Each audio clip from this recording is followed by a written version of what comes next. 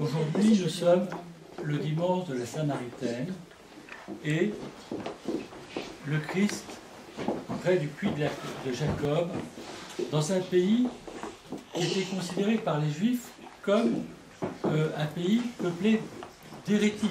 Les Samaritains étaient considérés par les Juifs comme des hérétiques, d'où la double surprise que le Christ puisse parler d'abord à une femme et ensuite à une Samaritaine.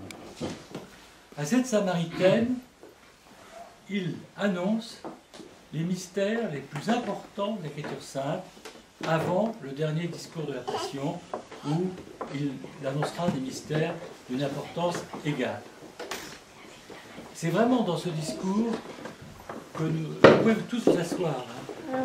C'est vraiment dans ce discours que l'on entend, pour moi, deux choses capitales sur le plan de la vie spirituelle, mais aussi de la théologie dogmatique inséparable de la vie spirituelle.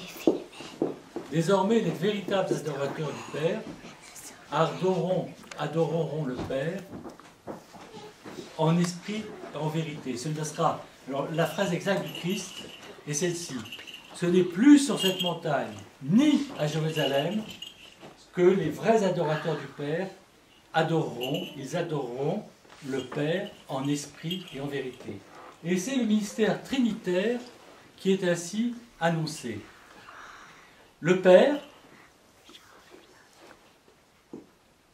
l'Esprit Saint, adoré en esprit, et la vérité, qui est la personne même du Christ. Nous savons, dans l'Église orthodoxe, c'est une notion qui est tout à fait métaphysique, philosophique, que le Christ ne fait pas qu'annoncer la vérité. Il est la vérité qui se porte vers nous dans l'Esprit Saint. Il est la vérité personnifiée, il est l'hypostase de la vérité. Mais le Père est la vérité, le Fils est la vérité, l'Esprit Saint est la vérité. Mais le Fils, nous disons que le Fils, il est la vérité révélée dans la chair. Le Dieu fait homme.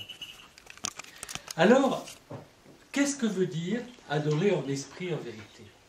En fait, derrière cet aspect théologique, cette sorte de doxologie, glorifions le Père, le Fils et le Saint-Esprit, ça c'est une doxologie.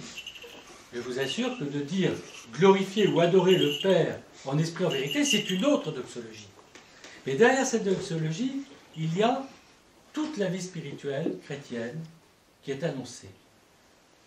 C'est-à-dire que la source de la divinité, le Père, envoie en nous l'Esprit Saint pour que, dans l'Esprit, nous recevions le Verbe. La première personne humaine à avoir vécu ce mystère, c'est la Mère de Dieu.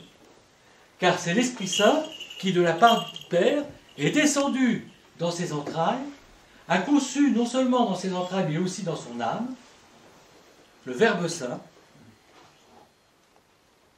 et en elle vivait donc la Trinité.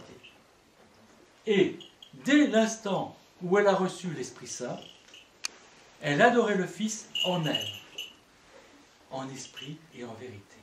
Elle adorait la vérité hypostatique en elle, dans l'Esprit Saint, et ne cessait de lui murmurer, et c'est la prière eucharistique du nom de Jésus, dont m'a enseigné le Père Cléopas en 1973 dans le monastère de Silistria, qui est ainsi révélée. Car la première personne humaine à avoir vécu ce mystère trinitaire ne l'a pas fait avec un Dieu dont elle ignorait le nom. Il y a la révélation du nom. Et cette révélation du nom, c'est l'ange Gabriel qui le dit à la Mère de Dieu, en disant qu'elle aura un fils qui sera nommé Jésus. Et dès qu'elle reçoit l'Esprit Saint, elle adore donc en esprit la vérité qui est en elle. Et elle rend grâce au Père qu'elle a toujours prié. Elle murmurait dans une inlassable et incommensurable prière le divin nom de Jésus, le nom divino-humain de Jésus. Jésus, Jésus, Jésus. Alors, je vais vous dire, pour un moine efficace, cette source d'eau vive qu'annonce le Christ aujourd'hui près du puits de Jacob, où il dit, vous l'avez entendu tout à l'heure, je paraphrase un tout petit peu, ceux qui boiront dans ce puits, parlons du puits de Jacob, parce qu'il dit à cette femme, donne-moi de l'eau. Elle lui dit, tu parles à une femme, elle est étonnée, et je suis une Samaritaine. Mais ce puits qui a été fondé par notre père Jacob, dans lequel il a bu lui-même, il dit cela dans l'Écriture sainte, et il a fait boire ses troupeaux, est très profond. Comment tu peux me demander ça? Et il lui dit, ceux qui boiront de cette eau auront encore soif. Mais si tu me demandes à moi de l'eau, je te donnerai de l'eau vive, de l'eau bondissante, il y a 2 traductions possibles, qui désaltère pour toujours. Ceux qui en boiront n'auront plus jamais soif. Quelle est cette eau extraordinaire qui désaltère pour toujours? Eh bien, le Christ le dit lui-même. Il donne l'explication dans le même discours. C'est l'Esprit Saint. C'est l'Esprit Saint des véritables adorateurs de Dieu.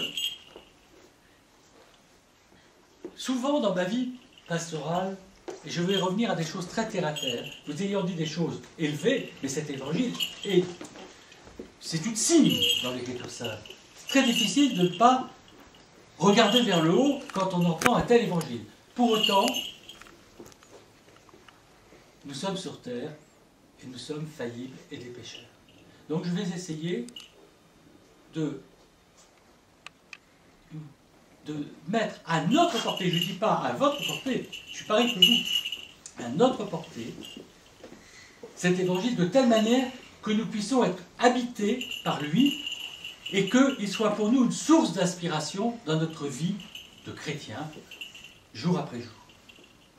Je disais donc un instant, dans ma vie de prêtre, j'étais plus longtemps prêtre que je n'étais évêque, hein, ça fait quand même 13 ans cette année, l'épiscopat. Dans ma vie de prêtre, j'ai tellement souvent entendu cette question, mon père, mais comment prier? Je n'y arrive pas. Je me souviens de femmes en particulier, de femmes à la maison, prises par les tâches ménagères, par l'éducation des enfants, etc. Mais je n'arrive pas à avoir un instant, moi. J'ai entendu le même discours chez des hommes qui travaillaient dans des travails rudes, difficiles, que ce soit au volant d'un camion, devant une machine à coudre, devant un ordinateur. Comment introduire la prière dans ma vie? Père Michel, je n'y arrive pas. Et je leur citais Abba Eval, qui dit simplement ceci. Si tu loues Dieu, si tu pries Dieu, ce n'est pas de toi-même que tu loues Dieu, c'est de Dieu que tu loues Dieu. Et il ajoutait ceci. Si tu veux prier, prie Dieu qui donne la prière à celui qui prie. Cela veut dire que nous devons donc demander à Dieu la source de la prière, qui est l'Esprit Saint. Quand le Christ dit « Désormais, les véritables adorateurs du Père adoreront en esprit et en vérité », il dit « Où est l'eau vive de la prière ?» Celle qui désaltère pour toujours, qui ne se tarit jamais, même si parfois nous pouvons traverser des périodes de désert spirituel et ne plus sentir cette grâce de la prière. Dieu ne nous abandonne pas. Et il reviendra répandre sur nous cette rosée céleste, ce fleuve d'eau vive de la prière. C'est l'Esprit Saint qui est l'auteur de la prière. L'apôtre Paul le dit d'ailleurs quelque part, dans l'Épître aux Romains. Il dit, quand vous ne savez prier, c'est l'Esprit Saint qui pousse des gémissements ineffables et qui crie « Abba », c'est-à-dire « Père ». C'est l'Esprit Saint qui s'adresse à la fois au Père et au Fils dans la prière. C'est l'Esprit